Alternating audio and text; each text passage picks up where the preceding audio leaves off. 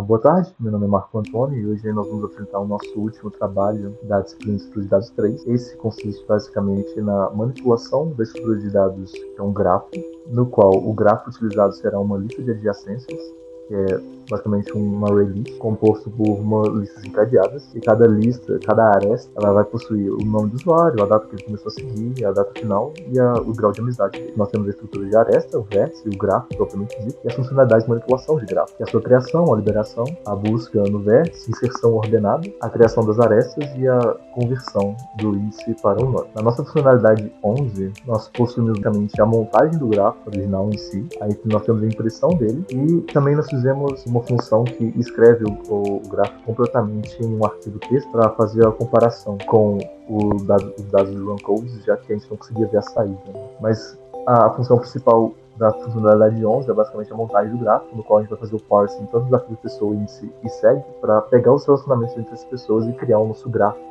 relacional. Aqui nós iremos fazer a ordenação dos vértices em ordem alfabética e basicamente é isso a funcionalidade 11. Já na nossa funcionalidade 12, nós temos a criação do nosso grafo transposto a partir do nosso grafo inicial. Basicamente ele inverte a direção de todas as arestas. A aresta está de A para B, a gente inverte no transposto, vai ficar de B para A. E nós vamos preservar as informações das arestas, datas, grau de amizade. Em seguida, a gente vai precisar apenas fazer a impressão. Então, é isso. Na nossa funcionalidade 2, monta o nosso grafo original. A partir do nosso original, a gente monta o nosso grafo transposto e imprime o nosso grafo transposto.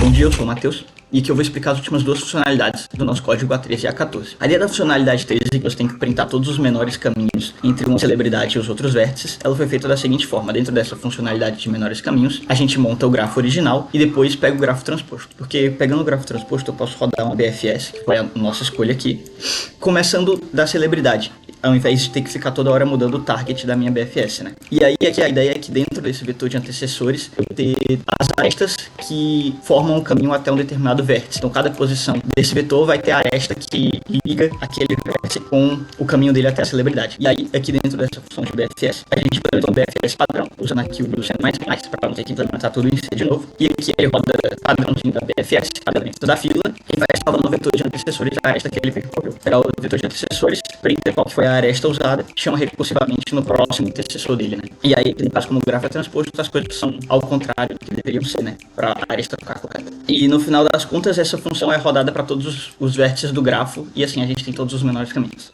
Na funcionalidade 14, a ideia é bem parecida, a única diferença é que aqui a gente usou uma DFS ao invés de uma BFS para achar os ciclos, e então, do mesmo jeito o grafo é montado, e depois é rodado uma DFS. Dentro da DFS, a gente tem um vetor de visitados, que indica quando, caso o vértice seja um vértice que ainda não foi visitado, um vértice que está sendo visitado, ou um vértice que já foi visitado 100%. E a ideia aqui é que ele faz a BFS padrão usando uma stack, né? Ao invés de ser recursivo, simula isso com uma stack. E quando ele achar um ciclo, ele calcula o tamanho do caminho pela profundidade do vértice que ele estava e sai daqui. E no final, ele printa esse tamanho do caminho e está feita a funcionalidade 14.